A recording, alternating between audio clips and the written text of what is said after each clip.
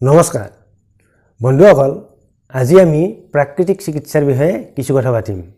প্ৰাকৃতিক চিকিৎসা মানে হৈছে প্ৰকৃতিৰ নিয়মত জীৱন ধাৰণ কৰাটো। মানুহ হৈছে প্ৰকৃতিৰ সৃষ্টি, গতিকে মানুহে যদিহে প্ৰকৃতিৰ নিয়মত জীৱন ধাৰণ কৰে তেনেহ'লে মানুহে সুস্বাস্থ্য লাভ কৰিব পাৰে বা কোনো ৰোগত আক্ৰান্ত নোহোৱাকৈ থাকিব পাৰে। বৰ্তমান যুগত চিকিৎসা বিজ্ঞানৰ যি উন্নতি হৈছে সেই উন্নতিৰ ফলতে চিকিৎসা বিজ্ঞানীসকলে জানিব পাৰিছে আচলতে মানুহে প্ৰকৃতিৰ নিয়মত নচলাৰ ফলতেই আজিকালি মানুহে বিভিন্ন ৰোগত আক্ৰান্ত হ'ব লগা হৈছে। বিশেষকৈ আজিকালি মানুহে যি জীৱনশৈলীজনিত ৰোগত আক্ৰান্ত হোৱা দেখা গৈছে, সেই জীৱনশৈলীজনিত ৰোগসমূহৰ মূল কাৰণেই হৈছে মানুহে প্ৰকৃতিৰ পৰা বা প্ৰকৃতিৰ নিয়মৰ পৰা ফালৰি কাটি জীৱন ধাৰণ কৰাটো। গতিকে বন্ধুসকল, আজি আমি তিনিটা প্ৰাকৃতিক নিয়মৰ কথা পাতিম। এই তিনিটা প্ৰাকৃতিক নিয়মত যদি মানুহে জীৱন ধাৰণ কৰে তেনেহ'লে মানুহে কেতিয়াও ৰোগত আক্ৰান্ত হ'বলগীয়া নহ'ব। আৰু প্ৰথম কথাটো হৈছে প্ৰাকৃতিক চিকিৎসাৰ মূল তত্ত্বটোই হৈছে আচলতে মানুহৰ শৰীৰত টক্সিন জমা হোৱাৰ ফলতে বা মানুহৰ শৰীৰটো দূষিত হোৱাৰ ফলতে মানুহৰ বিভিন্ন ধৰণৰ ৰোগ ব্যাধিৰ সৃষ্টি হয়। গতিকে মানুহে যদিহে প্ৰকৃতিৰ নিয়মত জীৱন ধাৰণ কৰে তেনেহ'লে মানুহৰ শৰীৰটো কেতিয়াও দূষিত বা টক্সিকেটেড নহয়, যাৰ বাবে মানুহে বিভিন্ন ৰোগৰ পৰা হাত সাৰি থকাটো সম্ভৱ। গতিকে বন্ধুসকল, আহকচোন আমি কি তিনিটা প্ৰাকৃতিক নিয়মত চলিলে বা জীৱন ধাৰণ কৰিলে আমি ৰোগমুক্ত হৈ থাকিব পাৰোঁ বা সুস্বাস্থ্যৰে জীৱন আগবঢ়াব পাৰোঁ সেই বিষয়ে আজি কথা পাতোঁ আহক।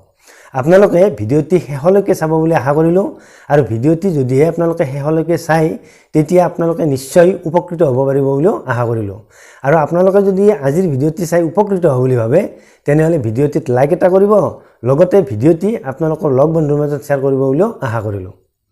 প্ৰাকৃতিক চিকিৎসাৰ প্ৰথম নিয়মটো হৈছে টাইম এজ মেডিচিন, অৰ্থাৎ মানুহে সদায় সময়ক মেডিচিন হিচাপে ব্যৱহাৰ কৰিব লাগে।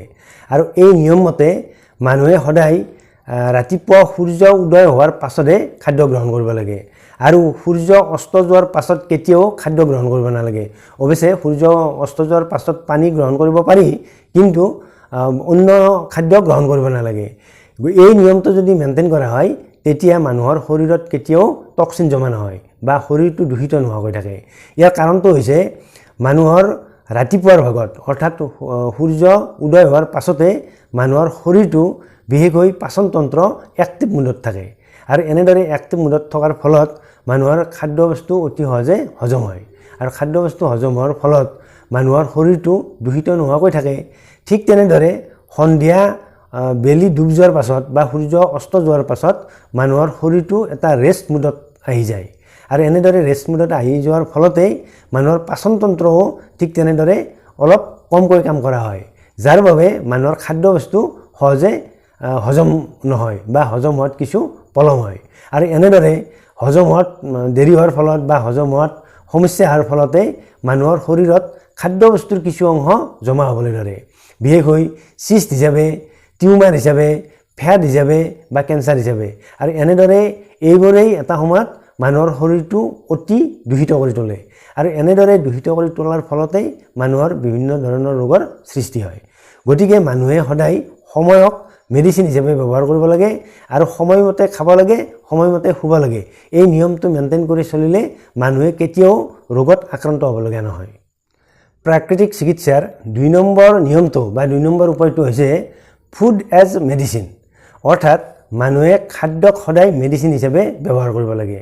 আৰু এই নিয়ম মতে মানুহে যি ৰাতিপুৱা খাদ্য গ্ৰহণ কৰিব লাগে সেই খাদ্যত সদায় ফল বা সেউজীয়া শাক পাচলি বেছি পৰিমাণে থাকিব লাগে, কিয়নো ফল আৰু সেউজীয়া শাক পাচলিত সদায় প্ৰাকৃতিক এনজাইম থাকে আৰু মানুহৰ শৰীৰৰ বাবে প্ৰয়োজনীয় বিভিন্ন ধৰণৰ পুষ্টিদ্ৰব্য থাকে, বিশেষকৈ ভিটামিন বা বিভিন্ন ধৰণৰ মিনাৰেল এই ফল মূল বা সেউজীয়া শাক পাচলিত যথেষ্ট পৰিমাণে থাকে। সেইবাবে মানুহে সদায় এই ৰাতিপুৱাৰ সময়ত যি খাদ্য গ্ৰহণ কৰে সেই খাদ্যবস্তুবোৰ সদায় ফল মূল হোৱা অতি দৰকাৰী বা বিশেষকৈ সেউজীয়া শাক পাচলি হোৱা অতি দৰকাৰী। আৰু এইবোৰ খাদ্য ৰাতিপুৱাৰ সময়ত গ্ৰহণ কৰিলেহে ভালদৰে হজম হয়, যিহেতু ৰাতিপুৱাৰ সময়ত মানুহৰ পাচনতন্ত্ৰ অধিক সক্ৰিয় হৈ থাকে। সেইবাবে ৰাতিপুৱাৰ সময়ত সেউজীয়া শাক পাচলি লগতে ফল মূল গ্ৰহণ কৰিব লাগে। ঠিক তেনেদৰে দুপৰীয়াৰ সময়তে মানুহে যি নিয়মিতভাৱে খাদ্য গ্ৰহণ কৰে, বিশেষকৈ ভাত, সেই খাদ্য গ্ৰহণ কৰিব লাগে। আৰু নিয়মীয়া খাদ্য গ্ৰহণ কৰাৰ আগমুহূৰ্তত মানুহে চালাড গ্ৰহণ কৰিব লাগে। আৰু বিশেষকৈ ভাত খোৱা বা অন্যান্য যি খাদ্য খায় সেই খাদ্য গ্ৰহণৰ আগমুহূৰ্তত যেতিয়া চালাড খাব মানুহে, তেতিয়া চালাড খালে মানুহৰ খাদ্যবস্তু হজম হোৱাত বেছি সহায় হয়। আৰু চালাডত সদায় প্ৰাকৃতিক এনজাইম থাকে, আৰু এই প্ৰাকৃতিক এনজাইমে খাদ্যবস্তু হজম হোৱাত বেছি সহায় কৰে।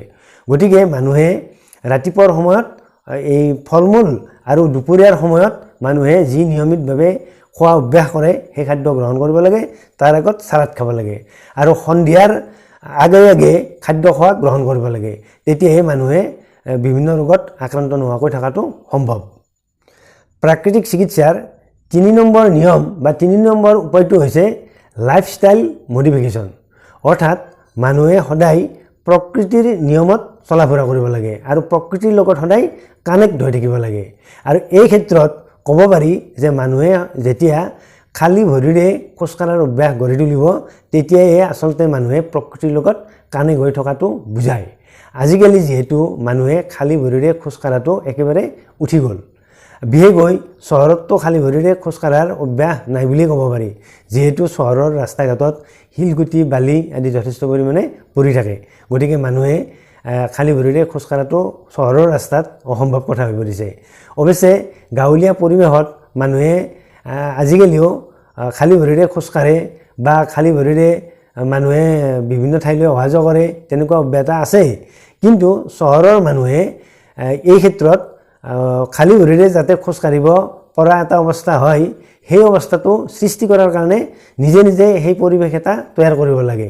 দৰকাৰ হ'লে কোনো এক বিশেষ ঠাইত বা নিজৰ চৌহদৰ ভিতৰতে মানুহে বনৰ ওপৰত যাতে ৰাতিপুৱা খোজকাঢ়াৰ অভ্যাস এটা গঢ়ি তুলিব পাৰে তাৰ চেষ্টা কৰিব লাগে, বা তেনেকুৱা এটা পৰিৱেশ সৃষ্টিৰ বাবে এটা চেষ্টা কৰিব লাগে।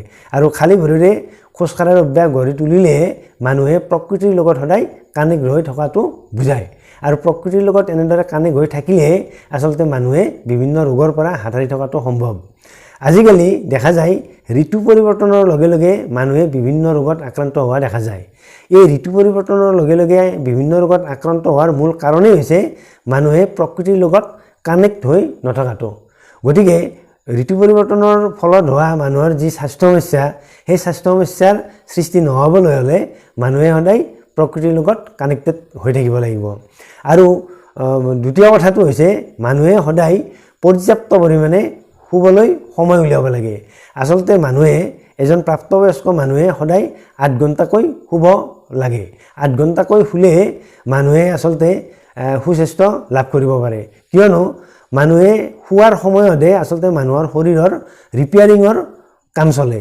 অৰ্থাৎ মানুহে দিনৰ ভাগত যিখিনি কষ্ট কৰিবলগীয়া হয় বা মানুহৰ বিভিন্ন কাৰণত শৰীৰৰ যি ক্ষতি হয়, সেই ক্ষতিটো মানুহে টোপনি মৰাৰ সময়তে আচলতে ৰিপেয়াৰিং হয়। আৰু এনেদৰে ৰিপেয়াৰিং সম্পূৰ্ণ হ'লে মানুহে সুস্বাস্থ্য লাভ কৰিব পাৰে বা বিভিন্ন ৰোগত আক্ৰান্ত নোহোৱাকৈ থাকিব পাৰে। সেইবাবে মানুহে প্ৰকৃতিৰ লগত কানেক্টেড হৈ থাকিব লাগে, আৰু মানুহে যাতে দৈনিক অন্ততঃ 8 ঘণ্টাকৈ শুবলৈ সময় নিজে উলিয়াই ল'ব লাগে, তেতিয়াহে মানুহে বিভিন্ন ৰোগত আক্ৰান্ত নোহোৱাকৈ থকাটো সম্ভৱ। বন্ধুসকল, প্ৰাকৃতিক চিকিৎসাৰ নিয়ম মতে কি 3টা প্ৰাকৃতিক নিয়মত জীৱন ধাৰণ কৰিলে আমি সুস্বাস্থ্যৰে জীৱনৰ বাটত আগবাঢ়িব পাৰিম বা বিভিন্ন ৰোগত আক্ৰান্ত নোহোৱাকৈ থাকিব পাৰিম, সেই বিষয়ে কিছু কথা শুনিলে। যদিহে আপোনালোকে আজিৰ ভিডিঅ'টো চাই উপকৃত হ'ব বুলি ভাবিছে, তেনেহ'লে আমাৰ স্বাস্থ্য ৰক্ষা চেনেলটো ছাবস্ক্ৰাইব কৰি থ'বলৈ আপোনালোকক অনুৰোধ জনালোঁ। অন্য এটা ভিডিঅ'ত আপোনালোকক লগ পোৱাৰ আশাৰে আজিলৈ সামৰিছোঁ। ধন্যবাদ।